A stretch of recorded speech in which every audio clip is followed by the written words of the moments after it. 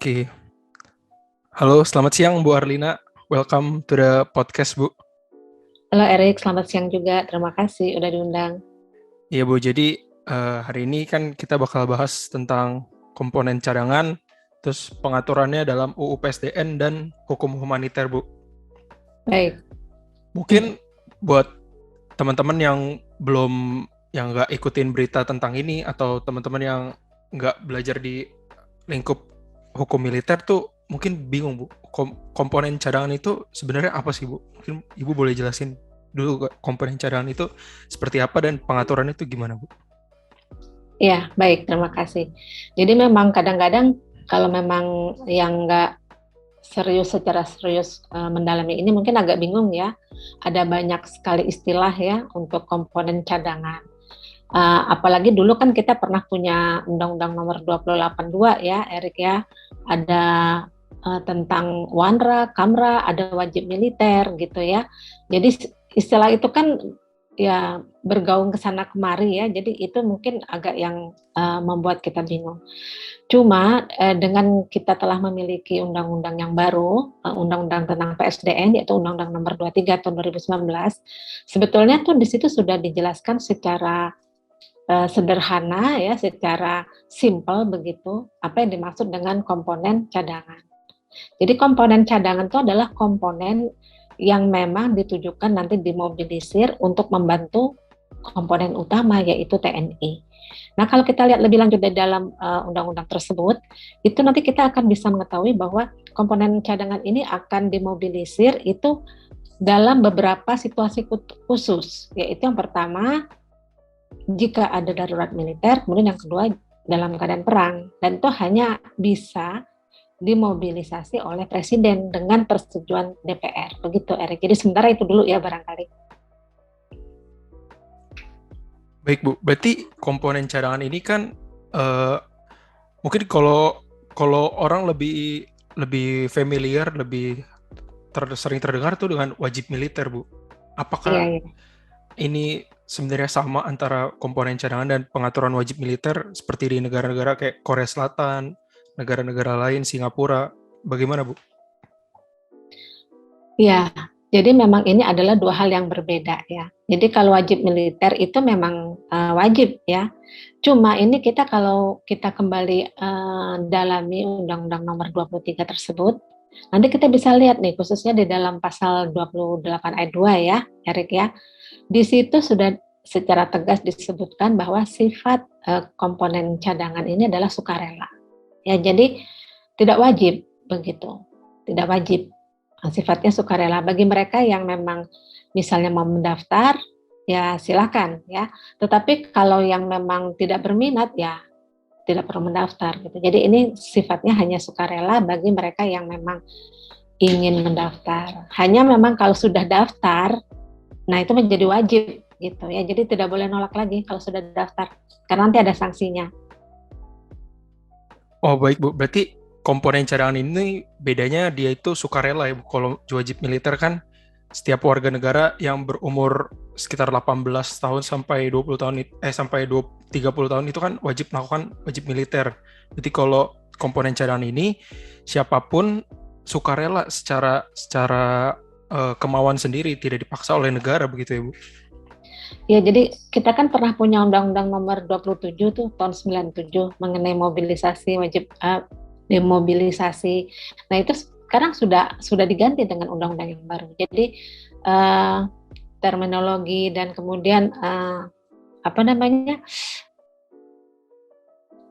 Hal-hal yang memang secara mendasar sudah diatur di dalam Undang-Undang Nomor 28 ya tahun 82 itu 20 tahun 82 itu memang akhirnya itu ditiadakan dan kita punya undang-undang yang baru ini gitu. Jadi ini mengganti banyak undang-undang yang lama.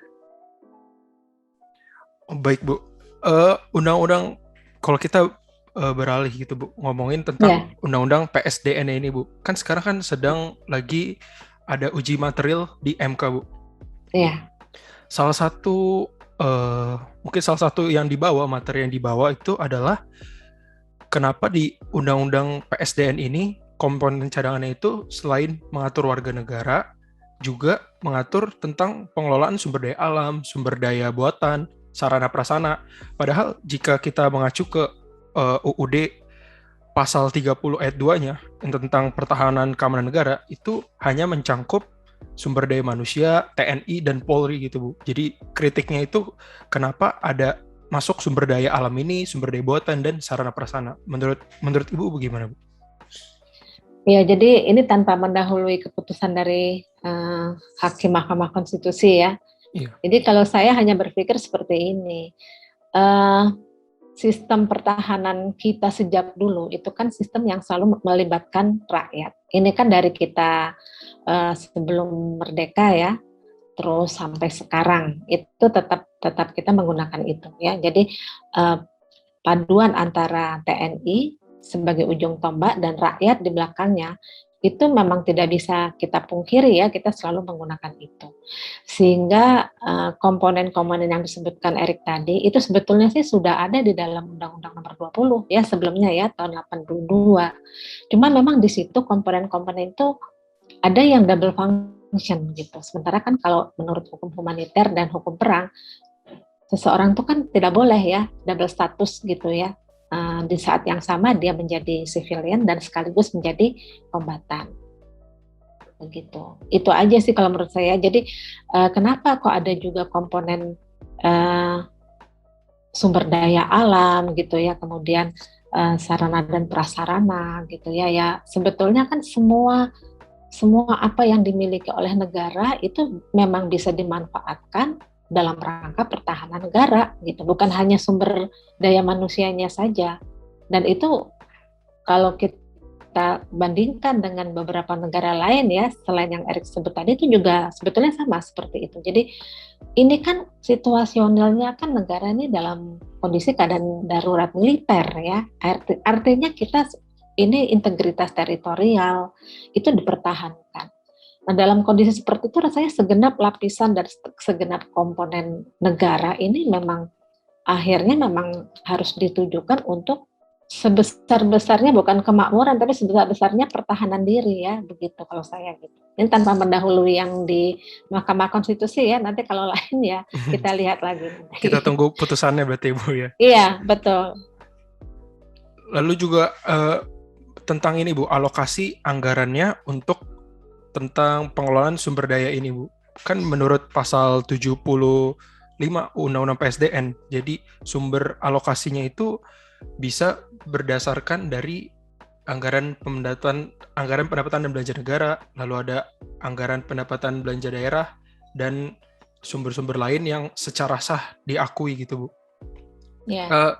Dalam uji material itu diungkapkan kenapa apakah dengan adanya sumber-sumber lain selain dari APBN itu menghilangkan kekuasaan absolut pemerintahan pusat yang menjaga pertahanan keamanan gitu, Bu. Karena kan biasanya untuk mengawasi suatu pekerjaan, suatu proyek itu kan salah satunya bisa diawasi lewat alokasi anggarannya, dikontrol anggarannya gitu, Bu. Apakah dengan yang adanya sumber-sumber lain itu ditakutkan jadinya kekuasaan pemerintah pusat berkurang nih, begitu, Bu? Ya, baik. Jadi begini, ini kan kalau saya lihat nih ya, itu kan ada Undang-Undang 23, kemudian ada peraturan pelaksanaannya ya, dengan peraturan pemerintah nomor 3 ya, tahun 2021. Nah, terus kita juga bisa melihat bahwa pelaksanaan dari PP nomor 3 tersebut, itu kan sekarang sudah mulai dibentuk Permenhan, ya, permen-permen dari Menteri Pertahanan ya. Nah, ini saya rasa untuk anggaran pendapatan dan belanja negara atau daerah yang akan digunakan untuk membiayai kebutuhan-kebutuhan Komcat ya, itu memang kita perlu mengawasi terus ya. Tapi begini, kalau kita hitung ini kan sudah ada 2 kali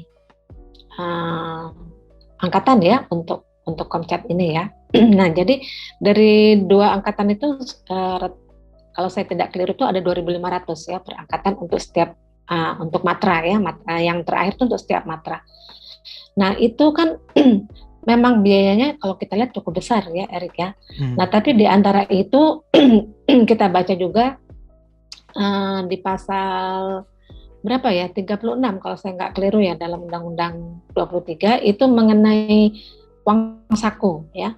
Nah, uang saku itu memang diberikan kepada anggota Komcat ya, yang memang dia itu masih dalam masa pelatihan begitu ya, dalam masa aktif katakanlah seperti itu. Nah, saya pikir itu nggak terlalu banyak dibanding jika dengan misalnya targetnya berapa gitu ya. Cuma memang kan bukan cuman itu aja gitu ya, bukan cuman untuk uang saku Komcatnya aja. Nah, pelatihnya juga, kemudian sarana dan prasarana itu tentu pasti akan besar ya. Nah, sumber-sumber lain saya pikir saya kira kekhawatiran itu mungkin terlalu dini ya, Erik ya. Jadi tentu di atas segalanya itu kan pastinya nanti ada semacam memorandum of understanding ya, atau perjanjian kerjasama dan sebagainya. Nah, disitulah kita baru bisa melihat.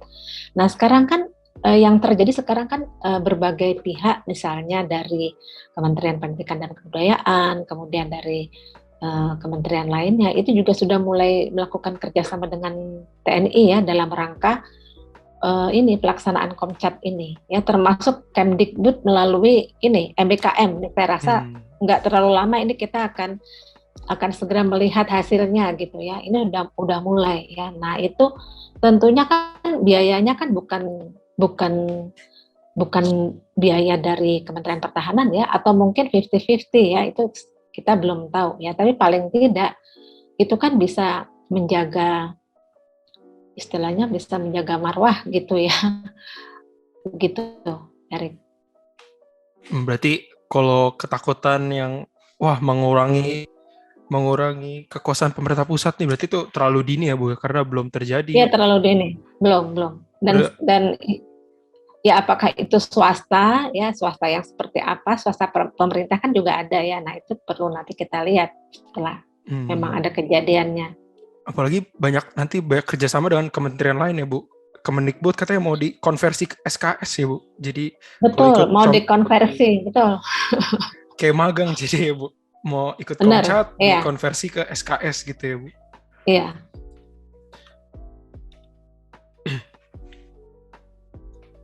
Itu sudah kayaknya ya, sudah atau ya sedang dalam proses untuk dikonversikan ya. Kalau saya tidak, ya itu belum 20 mulai, belum mulai. Mungkin untuk semester depan ya itu udah bisa. Jadi seperti magang gitu ya. Sebentar lagi dong Bu berarti SKS ya, konversi. Yang ada sih, saya kebetulan juga ngajar tuh di MBKM, mata kuliah hukum humaniter ya. Tapi tentunya mungkin kita punya kurikulum yang berbeda ya dengan kurikulum yang ada di Permenhan itu.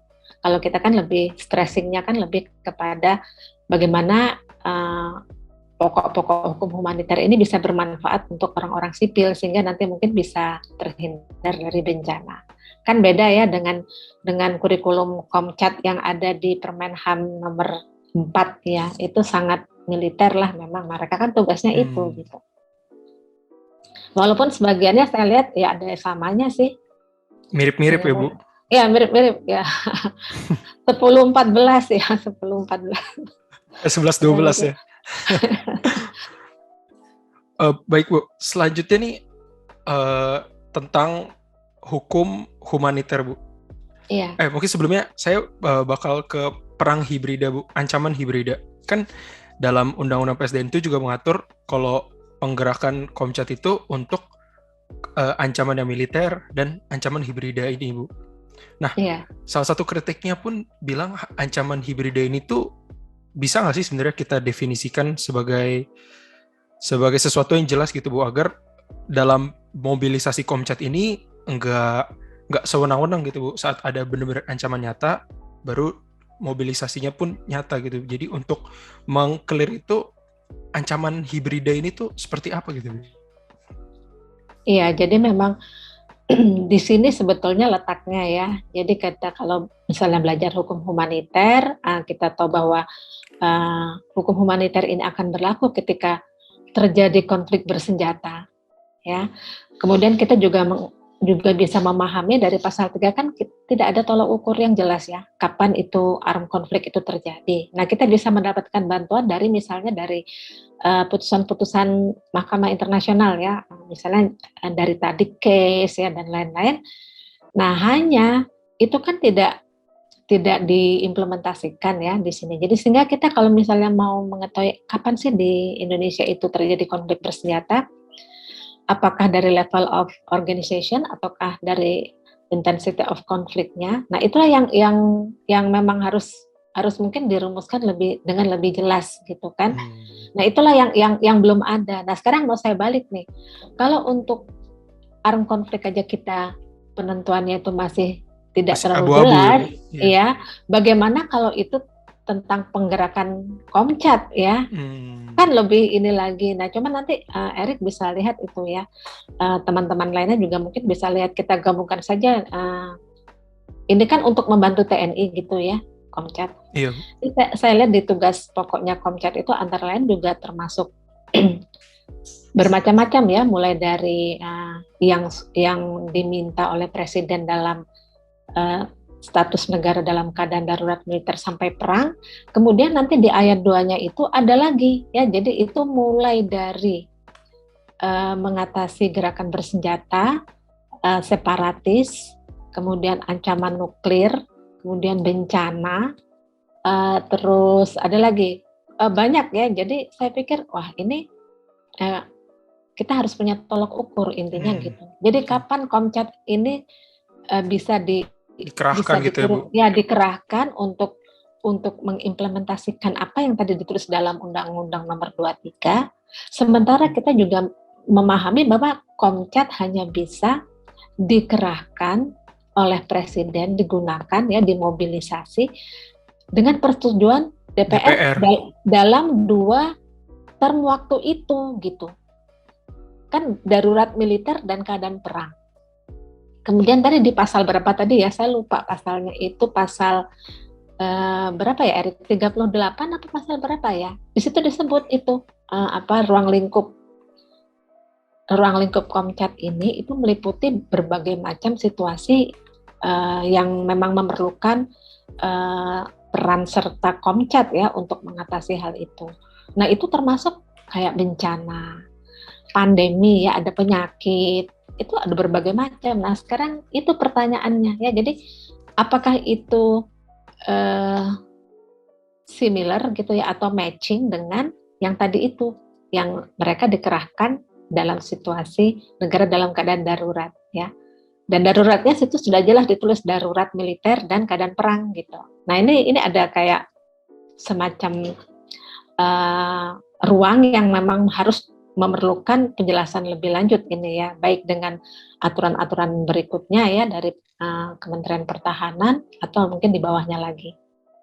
Iya, supaya gak dimanfaatkan untuk hal yang bukan keperluan ya Bu ya. Betul, iya gitu. Jadi ini ada seperti kontradiktif ya. Tapi kalau misalnya kita mau lebih detail ya, itu kalau saya bandingkan dengan beberapa negara lain, itu mereka juga menggunakan reserve ya. Ini kan kalau di Amerika kan reserve components atau National Guard ya Bu. Ya, atau National Guard ya. Itu mereka juga sampai dengan untuk bencana, kemudian untuk bencana alam, kemudian untuk pandemi yang gitu-gitu juga ya 11-12 sama juga. Jadi kalau saya logikanya begini, ketika Komcat ini memang sudah ready ya, beberapa angkatan udah ready. Ketika negara memang sedang membutuhkan, saya hanya berpikir ya kita punya Komcat gitu. Terus kalau cuman perang aja kapan mereka mau bertugasnya gitu. Itu memang harus jelas supaya nggak terlalu bisa dipakai untuk apa aja gitu ya. Itu memang harus detail.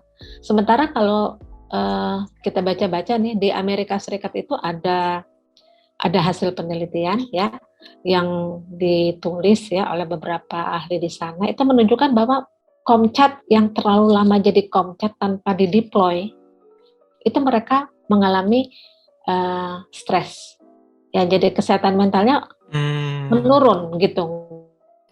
Mungkin karena nunggu-nunggu kali Bu. Baik, karena mereka bayangkan kita harus siap terus. Ya, kita harus siap terus sampai dengan umur tertentu, tapi nggak dipakai-pakai gitu kan. Setiap tahun nanti kan ada penyegaran, ada latgar yang 1 bulan itu. Habis itu selesai kan, nanti tahun depan ada latgar lagi, terus gitu ya. Nah itu itu di Amerika ada jurnalnya. Jadi itu mereka jadi stres semua gitu. Ibarat main. Nah, itu memang perlu. Ya ini kan iya, jadi kita ini kan masih baru ya, tapi dengan baru 2 angkatan ini sebenarnya kita nggak boleh mengulang apa yang kejadian di negara-negara lain yang jelek ya, gitu harusnya sih. Ibarat main bola latihan mulu, mainnya kagak, bertandingnya kagak bertanding gitu. Seringnya latihan mulu. Ya, ya betul. Nah, Bu, salah satu kritik yang ada juga dari pengamat hukum humaniter gitu, Bu, tentang distinction principle gitu, pembedaan antara Ya. kombatan dan non-kombatan. Salah satu kritiknya itu bilang ini Komcat ini yang lagi posisinya aktif, gak aktif itu bisa jadi kombatan, non-kombatan itu apa emang dalam hukum internasional tuh emang bisa gitu, Bu? Hukum humaniter internasional tuh posisi kombatan non-kombatan tuh emang bisa switch on, switch off gitu, Bu. Ibaratnya kayak kalau dia lagi di aktif, dia adalah kombatan, kalau lagi nggak aktif, dia adalah warga sipil. Apa emang memungkinkan seperti itu, Bu? Nah, jadi Komcat itu kan beda sama TNI atau pasukan reguler. Itu bedanya Komcat dengan pasukan reguler. Kalau pasukan reguler itu mereka itu anggota TNI. Jadi Yeah. rekrutmennya beda, terus treatmentnya juga beda. Nah, kalau Komcat ini memang ketika uh, asalnya itu kan memang mereka tuh orang sipil dan mereka itu hanya dilatih itu cuma 9 bulan kan di tahap awal ya 90 hari ya 3 Yeah. bulan saja di tahap awal, kemudian latgar setiap tahun kan gitu. Jadi sebetulnya the real Komcat itu adalah civilian, bukan kombatan. Nah, mereka hanya bisa menjadi kombatan ketika dimobilisasi secara resmi ya. Dalam hal ini tuh presiden yang memobilisir Yeah. Komcat itu. Nah, disitulah mereka menjadi kombatan. Hanya ketika disahkan ya, diminta mobilisasi oleh presiden. Nah, kalau TNI itu nggak bisa. TNI mau perang, mau nggak perang, ya, mau ketika mungkin negara dalam keadaan darurat ataupun tidak, mereka itu adalah anggota TNI yang notabene sebetulnya kombatan. Gitu. Iya, kombatan gitu. Nah, kalau Komcat enggak. Nah, kalau non kombatan itu ya lihat tadi ya, kalau TNI itu punya non kombatan juga. Ya, jadi non kombatan itu ini saya sebetulnya menggarisbawahi aja ya. Kan kalau di masyarakat itu non kombatan lawan dari kombatan begitu ya. Nah, sebetulnya tidak. Non kombatan itu adalah kombatan, tapi yang tidak bertugas di medan tempur. Kombatan lawannya penduduk sipil. Jadi, gitu ya, Bu? Ya, kalau kombatan lawannya sivilian sebetulnya. Kalau non kombatan itu kombatan, dan kombatan itu yang dari pasukan reguler itu bisa menjadi kombatan kalau diperlukan. Begitu. Jadi tidak ada switching status ya kalau TNI. Mereka tetap kombatan. Apalagi dalam situasi perang. Yang mungkin bisa dilihat itu adalah status mereka, apakah mereka bertempur secara aktif yang kita sebut kombatan, atau mereka tuh di garis belakang yang kita sebut dengan non kombatan. Dan mereka tidak bakal jadi civilian kalau yang namanya pasukan reguler ya. Jadi kalau TNI perang itu mereka nggak mungkin jadi civilian, mereka akan jadi kombatan terus. Cuman itu yang membedakan apakah mereka di depan atau di belakang begitu. Nah, ini beda dengan Komcat. Kalau Komcat aslinya kan orang sipil. Yeah. Kalau mereka itu tidak aktif, mereka kan kembali lagi ke lingkungannya, katakan seperti itu ya menurut Undang-Undang Nomor 23. Yeah. Artinya mereka jadi orang sipil lagi, dan kepada mereka itu berlaku ya hukum biasa. Beda dengan TNI. Kalau TNI dalam kondisi sekarang ini kepada mereka tetap berlaku hukum militer.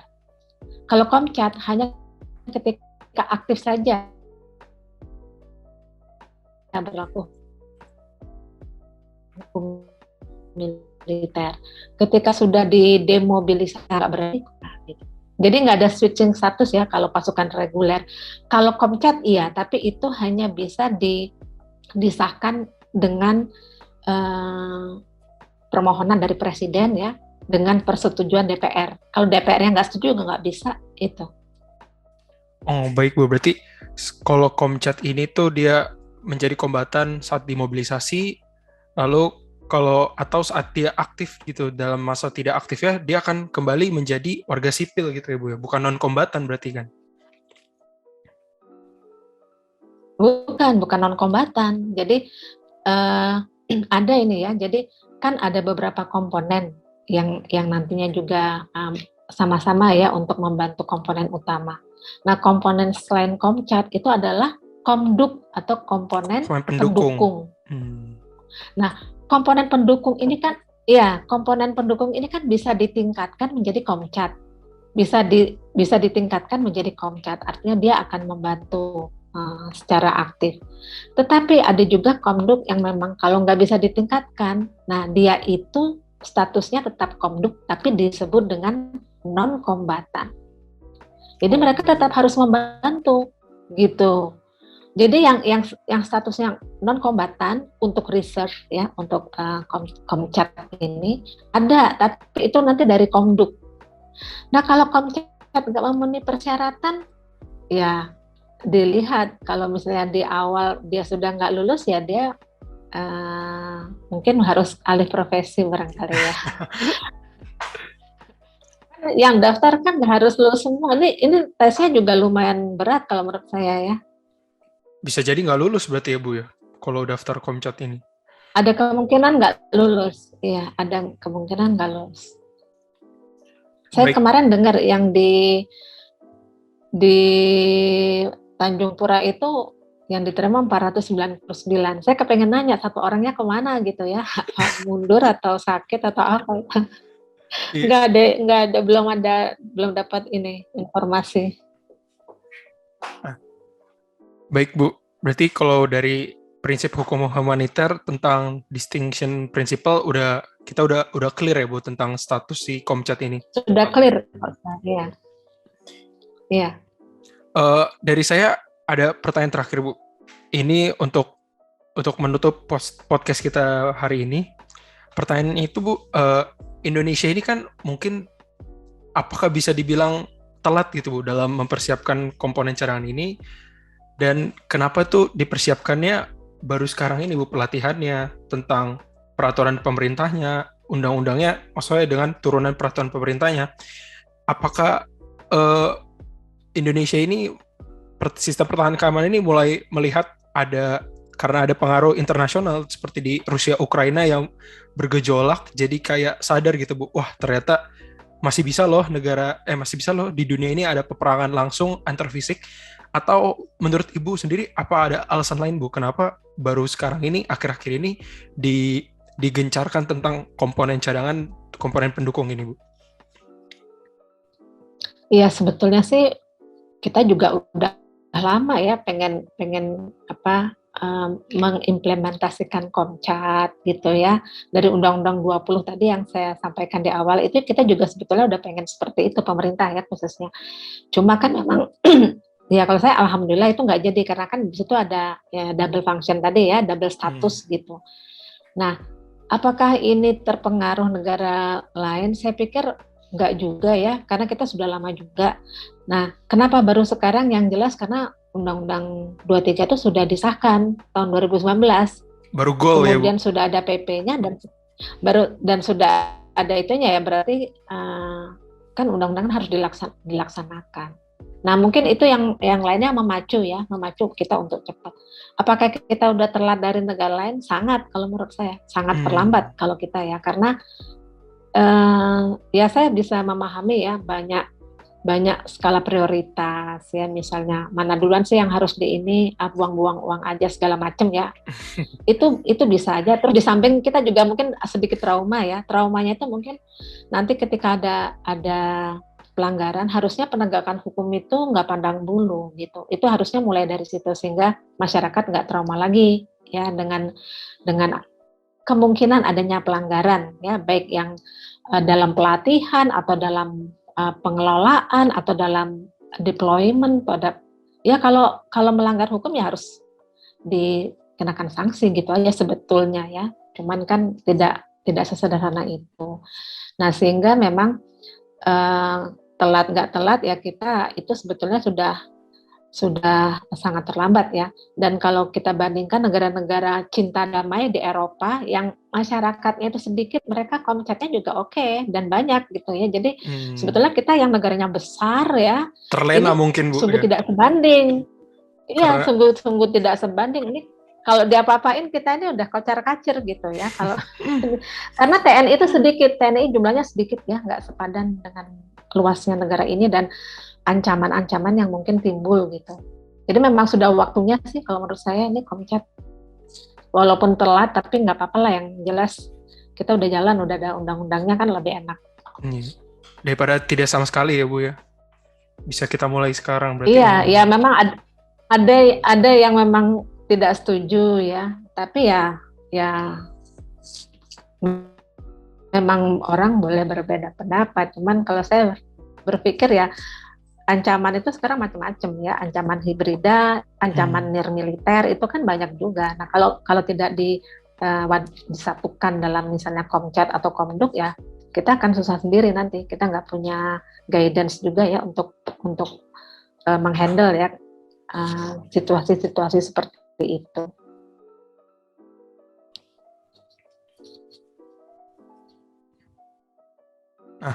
Baik Bu. Mungkin dari saya udah selesai, udah pertanyaannya udah habis dan terjawab semua. Mungkin dari Bu Arlina ada tambahan mengenai peraturan ini tentang peraturan hukum humaniter.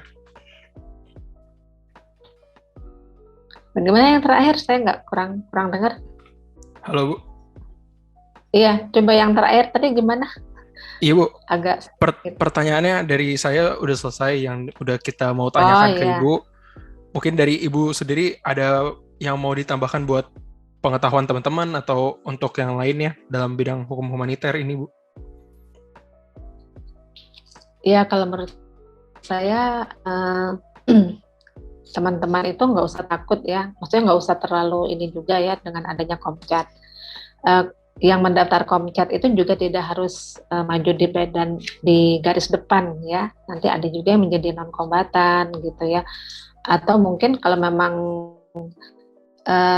tidak suka ya berfungsi sebagai monitor aja ya, watching dog gitu ya, kira-kira ini bagaimana Komcat gitu. Tapi yang jelas kalau menurut saya ya, dengan adanya Komcat ini, kalau dari hukum humaniter saya merasa bahwa implementasi hukum humaniter ini semakin menguat, dan itu artinya kita implementasikan hukum humaniter sekaligus juga menghormati kebiasaan yang ada, karena ini bukan gitu. Jadi kita ini, kalau saya senangnya ini menegaskan bahwa karena kita sudah terikat pada hukum kebiasaan humaniter internasional, ya tentu saja segala mekanisme yang ada kita juga mau nggak mau harus terikat nantinya, termasuk dalam hal misalnya sanksi ya dan lain-lain, itu kita harus atur juga.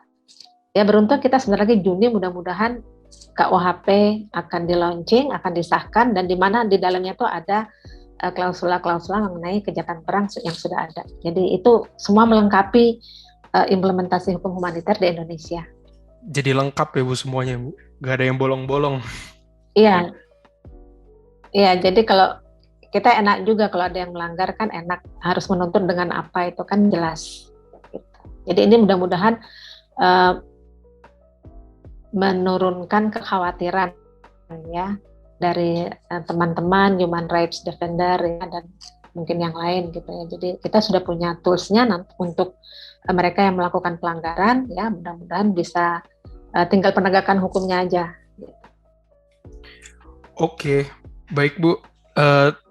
Thank you Bu buat infonya, buat insight-nya, pemikirannya buat kita, buat teman-teman yang nonton juga tentang Komcat ini, tentang hukum humaniter dan undang-undang PSDN ini Bu.